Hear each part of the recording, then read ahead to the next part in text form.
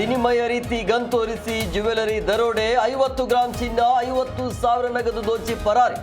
ನೆಲಮಂಗಲದ ದಾಸನಪುರದಲ್ಲಿ robbery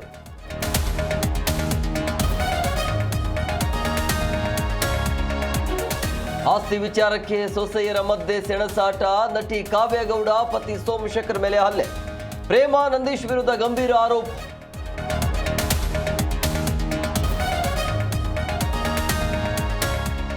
Hitachi ಸಿಬ್ಬಂದಿಯಿಂದ ಮಹಾ ಧೋಖ ಎಟಿಎಂಗೆ ತುಂಬಲು ನೀಡಿದ 1.37 ಕೋಟಿ ಹಣ ಲೂಟ್ ಕೊರಮಂಗಲ ಠಾಣೆಯಲ್ಲಿ 2 ಎಫ್ಐಆರ್ ದಾಖಲು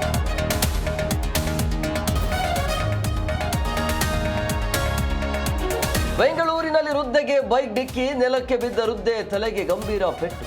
ಡೆಡ್ಲಿ ಆಕ್ಸಿಡೆಂಟ್ ದೃಶ್ಯ ಕ್ಯಾಮೆರಾದಲ್ಲಿ ಸೆರೆ